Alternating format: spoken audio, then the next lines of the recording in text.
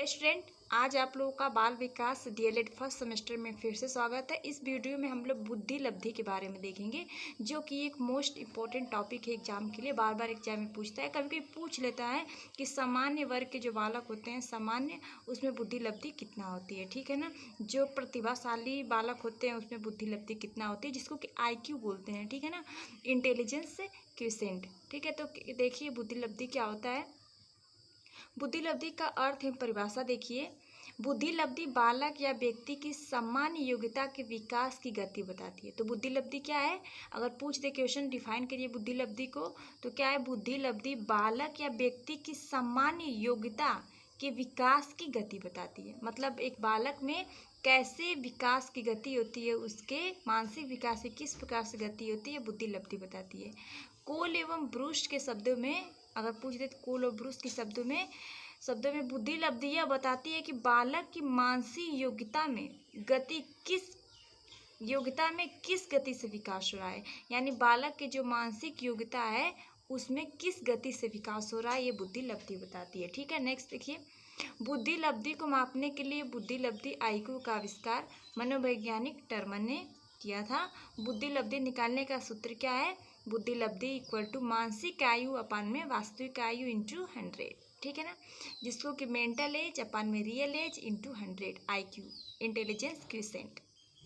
Next देखिए, जैसे में एग्जाम्पल में आप लोग देख लीजिए। यदि बालक की मानसिक आयु 15 वर्ष है और वास्तविक आयु 10 वर्ष है तो बुद्धि लब्धि क्या होगी। बुद्धि लब्धि क्या होगी, देखिए बुद्धि लब्धि क्या होगा, मानसिक आयु कितना दिया था। यदि बालक की मानसिक आयु 15 वर्ष तो 15 वर्ष ऊपर रख देंगे इसकी जगह। फिर क्या है, और वास्तविक आयु कितना दिया था, 10 वर्ष, 10 को नीचे रख देंगे। फार्मूला के हिसाब से देखेंगे, इंटू 100 कितना आ गया, 150। ठीक है, नेक्स्ट देखिए 150, तो ये बालक किस वर्ग में आएगा, आप लोग यहाँ से देख सकते हैं। तो बुद्धि लब्धि का वर्गीकरण किया गया है। तो मनोवैज्ञानिक टर्मन, जिसको कि आविष्कारक बोला जाता है बुद्धि लब्धि का, मनोवैज्ञानिक टर्मन ने बुद्धि लब्धि का वर्गीकरण निम्नलिखित प्रकार से किया है। जैसे में बुद्धि लब्धि, जिसको कि इंटेलिजेंस क्विसेंट, देखिए बुद्धि वर्ग, इंटेलिजेंस ग्रुप, मतलब किस कैटेगरी के बालक किस में आते हैं ये जनरली बताया गया है इसमें। अगर 140 से अधिक बुद्धि लब्धि आती है तो क्या होगा, उत्कृष्ट या प्रतिभाशाली बालक होगा, यानी जीनियस बालक होगा। तो ये बुद्धि लब्धि कितना है, 150। तो ये बालक कैसा है, बालक जो है जीनियस है, प्रतिभाशाली बालक है। ठीक है, 140 से अधिक है यानी यहाँ पे बुद्धि लब्धि, तो ये बालक प्रतिभाशाली है, उसका IQ लेवल बहुत अच्छा है। अगर 120 से 139 तक अगर बुद्धि लब्धि आती है तो बालक क्या है, उत्कृष्ट है, यानी वेरी सुपीरियर है।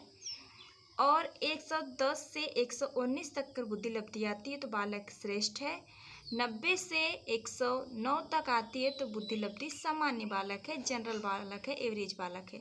ये पूछता है बार पेपर में, डीएलएड फर्स्ट सेमेस्टर में बार पूछता है। मतलब जितने बुद्धि लब्धि मैं आप लोगों को बता रही हूँ पेपर में पूछ लेता है। तो आप लोग सारे बुद्धि लब्धि की, मतलब इस कैटेगरी के बालक किस कैटेगरी में आते हैं, इतने में IQ लेवल किसी का है तो किस कैटेगरी में आता है, सारा याद रखिए। तो ये बार बार पूछ लेता है कि जो सामान्य बालक होते हैं उसकी बुद्धि लब्धि कितना होती है, तो उसकी बुद्धि लब्धि कितना होती है, 90 से 109 तक होती है। ठीक है ना, और ये था प्रतिभाशाली बालक 140 से अधिक वाले होते हैं। नेक्स्ट देखिए, जो मंद बुद्धि बालक होते हैं, डलनेस, उसकी बुद्धि लब्धि कितना होती है, IQ कितना होता है उसका, 80 से 89 तक। ठीक है ना, 80 से 89 तक जिसका बुद्धि लब्धि आता है वो मंद बुद्धि बालक होते हैं। ठीक है ना, मंद बुद्धि बालक होते हैं, जल्दी कुछ समझ में नहीं आता है, बार बार उनको बताना पड़ता है। ऐसे बालक जो हैं किस कैटेगरी में आते हैं, मंद बुद्धि बालक कैटेगरी में आते हैं। ठीक है ना। नेक्स्ट देखिए, अगर किसी का निकालने के बाद IQ लेवल 70 से 79 तक आता है तो बालक कैसा है, वो बालक क्षुण बुद्धि का बालक है। ठीक है, फिर देखिए 50 से 69 तक जिसकी बुद्धि लब्धि आती है वो बालक मूर्ख है। और जिसकी बुद्धि लब्धि निकालने के बाद 25 से 49 तक आती है वो बालक कितना कैसा है, वो बालक मूढ़ बालक है। और जिसकी बुद्धि लब्धि 0 से 24 तक आती है वो बालक कैसा है, इडियट है, यानी जड़ बालक है। तो ये देखिए, ये इंपॉर्टेंट है, इसको देख लीजिएगा। और ये सामान्य वर्ग के बालक किस कैटेगरी में आते हैं उसको देख लीजिएगा। और एक क्या था, ये था 140 वाला, देख लीजिएगा, इंपॉर्टेंट है।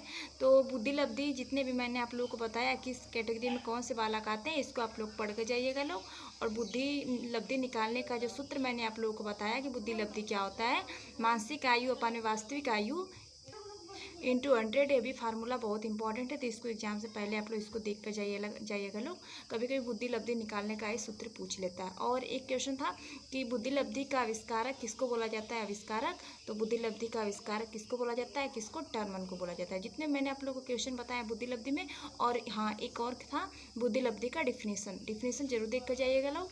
अगर आपसे बुद्धि लब्धि का डिफिनीसन पूछ ले तो ऐसे लिखिएगा लोग, कोल एवं ब्रूस के अनुसार लिखिएगा। पहले इसको डाल दीजिएगा लोग, कोल एवं ब्रूस के अनुसार, फिर ये लिख दीजिएगा लोग कि शब्दों में बुद्धि लब्धि यह बताती है कि बालक की मानसिक योग्यता में जो विकास हो रहा है किस गति से हो रहा है। ठीक है ना। एक क्वेश्चन इतना मैंने बताया। बुद्धि लब्धि की परिभाषा देख कर जाइएगा लोग, बुद्धि लब्धि निकालने का सूत्र, और किस कैटेगरी में कौन से बालक आते हैं ये कैटेगरी आप लोग देख लीजिएगा लोग, और बुद्धि लब्धि के जो आविष्कारक है कौन है, टर्मन। तो इतना क्वेश्चन आप लोग तैयार करके जाइएगा लोग। जितने मैंने क्वेश्चन आप लोगों को बताया इतने क्वेश्चन तैयार करके जाइएगा लोग, एग्जाम में जरूर आते हैं। तो एग्जाम से पहले आप लोग जरूर इसको देख कर जाइएगा लोग। तब तक के लिए मिलते हैं नेक्स्ट वीडियो में, तब तक के लिए टेक केयर, बाय बाय।